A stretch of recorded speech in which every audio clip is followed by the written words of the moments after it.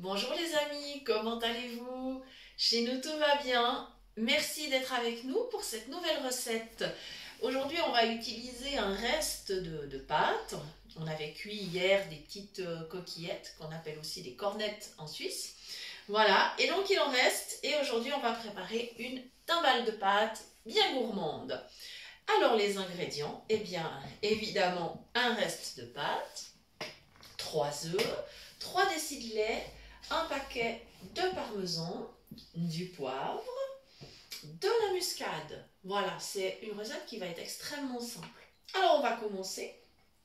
Donc dans mon saladier, j'ai mis 3 décis de lait et je vais ajouter mon parmesan. Alors le parmesan, il y en a 120 grammes. Il était au congélateur. Donc il est en train de reprendre une texture tout à fait normale. Moi, je vous conseille vraiment de le conserver au congélateur parce que dans le frigo, il moisit très vite. Donc voilà. Alors, ce que j'ai fait pour que le fromage s'incorpore très bien, que j'ai aucun souci, eh bien, ce que j'ai fait, c'est que j'ai légèrement chauffé mon lait. Voilà. Et là, je vais aller chercher mon couteau pour ouvrir mon paquet parce que voilà. Normalement, il faudrait plutôt le ciseau, mais voilà. On va garder les bonnes habitudes, n'est-ce pas? Comme ça. Et là, je vais verser ce parmesan râpé dans mon lait qui est tiède. Comme ça, il va s'incorporer parfaitement. J'aurai aucun souci. Voilà. Donc, hop, je me mets au-dessus du saladier. Je verse ça. Voilà. Super. Ça ira très bien. Je vérifie que mon paquet est bien vide. Ouais, c'est bon. Il n'en reste plus. Alors, parfait. Je vais poser ça par là et je m'en occupe après. Voilà. Donc maintenant, j'attrape le fouet et je commence à mélanger le fromage, le lait. Et effectivement, ça se présente plutôt bien. Voilà. Moi, je vais encore ajouter dans ma timbale aussi un reste de légumes. Au menu d'hier, il y avait des brocolis. Et comme il en reste, eh ben, je vais les amincer et je les ajouterai tout à l'heure. Donc, si vous souhaitez, vous pouvez également mettre un reste de légumes. Ou pourquoi pas un reste, si vous avez cuit un rôti par exemple, ben pourquoi pas, faites des petits morceaux, coupez-les dedans. Dans la timbale de pâtes, on met tout ce qu'on veut. On met tout ce qu'on veut. Je ne vais pas ajouter de sel parce que le parmesan est un fromage très salé et donc c'est pas la peine. Mes pâtes, elles avaient été salées également hier pour la cuisson, donc voilà, c'est pas du tout la peine après de remettre du sel. Voilà, alors évidemment pour nous c'est des petites pâtes sans gluten, hein, comme d'habitude. Voilà. Mais vous pouvez utiliser des pâtes tout à fait classiques. Le mieux c'est quand même pour la timbale de pâtes justement d'utiliser des petites pâtes. Hein, type ben, justement les coquillettes, voilà, ça c'est super. Parce que vous pouvez le faire avec un reste de spaghettis, mais après je veux dire c'est pas forcément évident. Ça, la présentation et la texture ne seront pas les mêmes. Voilà, donc on mélange tout ça gentiment. Voilà. Et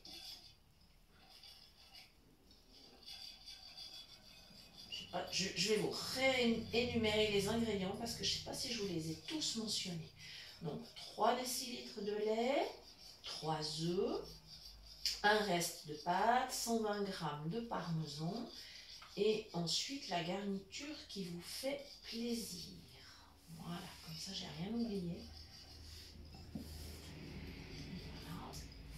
Bon, mon fromage il est bien mélangé avec mon lait, donc je vais pouvoir maintenant casser mes œufs.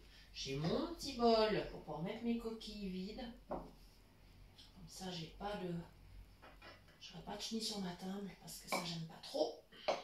Donc, hop, voilà, super. Voilà.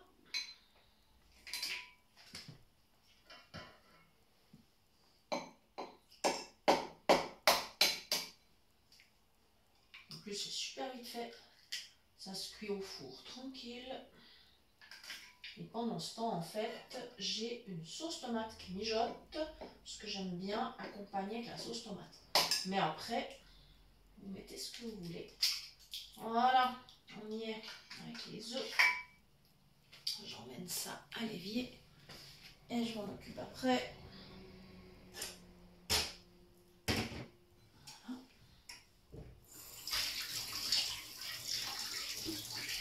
Voilà, petit lavage de main, comme d'habitude. Enfin, ça vous connaissez aussi, hein, c'est nécessaire. Voilà.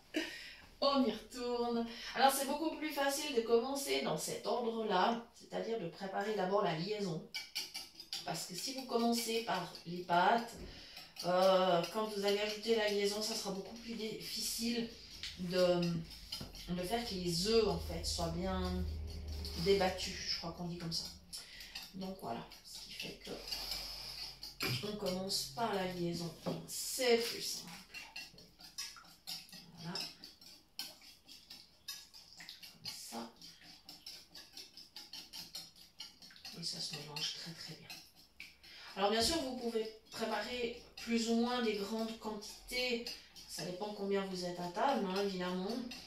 Mais ce qu'il faut savoir, c'est simplement pour que votre timbale elle prenne, pour que ça soit bien homogène, bien compact quand même après quand vous allez la sortir du four, eh bien il faut toujours respecter la proportion de 1 œuf pour 1 décilitre de lait. Voilà, ça c'est le principe des flancs, hein, de tout ce qui est appareil qui doit prendre, toujours 1 œuf pour 1 déci de lait. Lait ou crème, bon là on a mis du lait parce que voilà, avec le fromage c'est déjà bien gourmand. Voilà. Bien. Et je vais profiter, aujourd'hui j'ai envie de mettre un petit peu de muscade. Alors je vais profiter de mettre cette épice. Vous pouvez naturellement en mettre d'autres.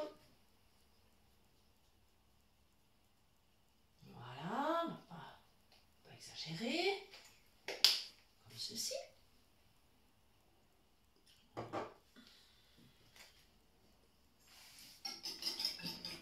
Voilà.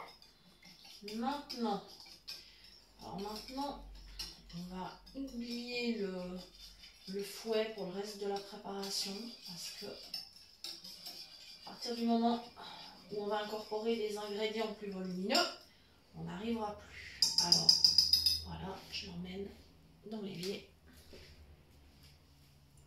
Et voilà. Je m'en occuperai après également.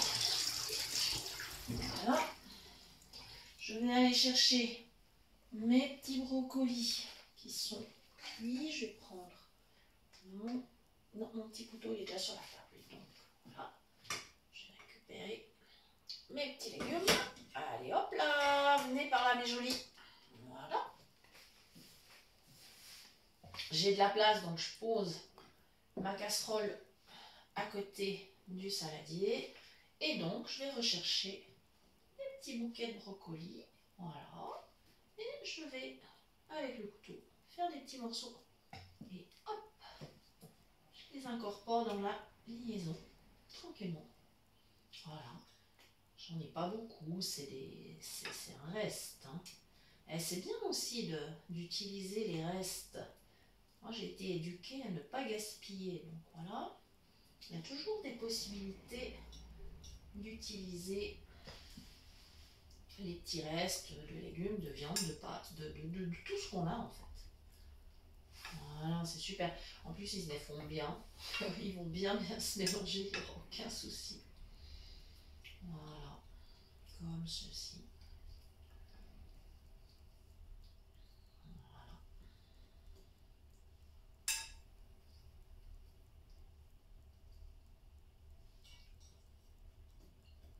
Voilà, maintenant on y est. On y est. C'est super. Donc je repars avec ma casserole vers l'évier. Comme ceci. Et je la laverai tout à l'heure. Voilà. Ça commence à prendre un peu du volume dans l'évier, mais c'est pas grave. Voilà. Et puis maintenant, dernière étape, eh bien, ça va être d'aller chercher les coquillettes. Donc, j'attrape ma spatule, j'enlève le couvercle de la casserole et hop, je viens juste cuire la table. Voilà. Voilà. Et là, ce que je vais faire, donc ma casserole et mon saladier sont côte à côte. Avec la spatule, je vais chercher les pâtes. Voilà.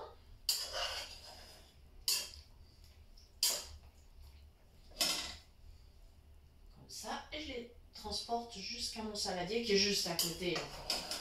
Pas de problème. Voilà. Bien sûr que j'assure le transport avec la main, hein, en appuyant avec la main sur mes pâtes. Comme ça, je sais que j'en ai pas à côté. Parce que c'est ennuyeux si on en met à côté.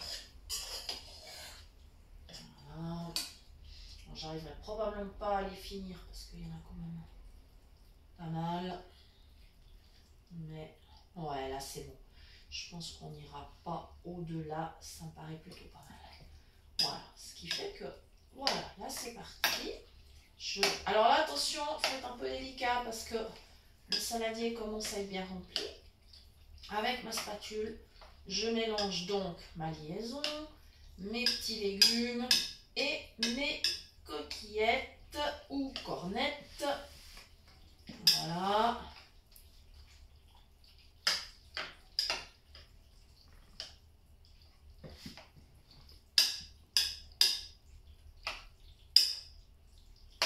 Comme ceci. Et là, oui, je me rends compte, en tournant avec ma spatule, je me rends compte que la consistance va être tout à fait optimale. Il y a suffisamment de pâte. La liaison, elle va permettre d'imbiber vraiment toutes les pâtes. Voilà, super. Et ben voilà. J'espère que j'ai bien remué, mais si c'est pas le cas, mon mari va se manifester. Donc, s'il dit rien, je pense que c'est ok. Voilà. C'est quand même bien utile d'avoir quelqu'un avec soi dans la cuisine, parce que ça permet d'avoir des indications. Voilà. Et ben, franchement, ouais, l'appareil à timbale, là, il est cool. Donc, j'ai mon plat à gratin qui est là.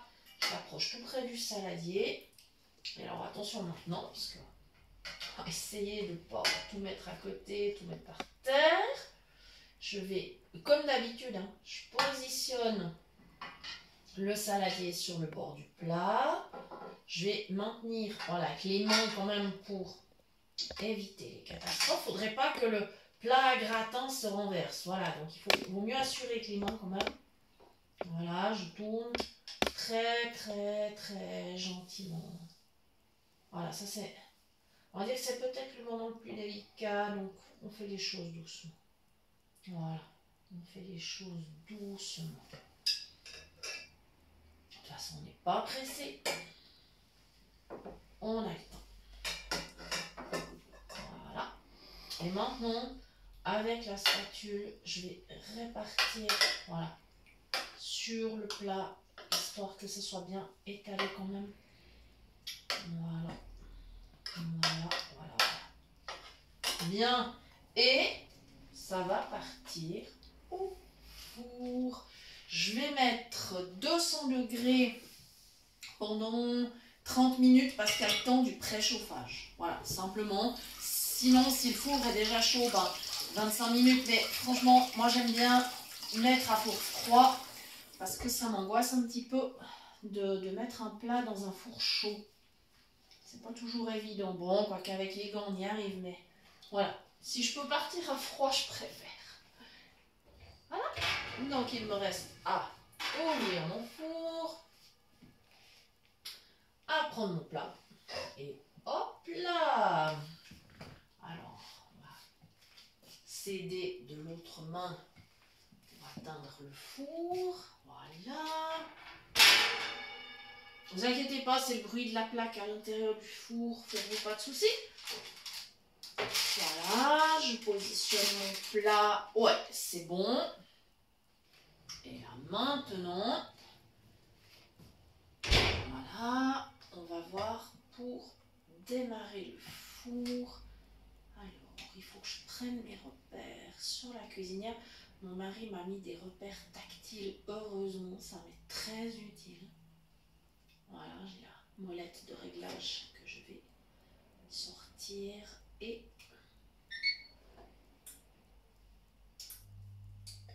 voilà.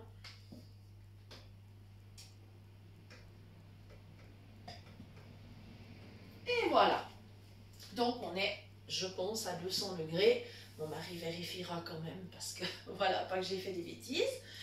Et puis, nous allons vous remercier d'avoir suivi cette recette. On a toujours un très grand plaisir à avoir de vos nouvelles, notamment au niveau des retours d'expérience. Merci à tous ceux qui relayent nos vidéos. Merci infiniment. Et je vous rappelle que vous pouvez toujours nous écrire à l'adresse de la chaîne cuisinepratique@mail.ch. Nous vous répondrons avec le plus grand plaisir et dans les délais les plus brefs. Voilà, merci beaucoup de nous avoir suivis et à très bientôt pour de nouvelles idées cuisine.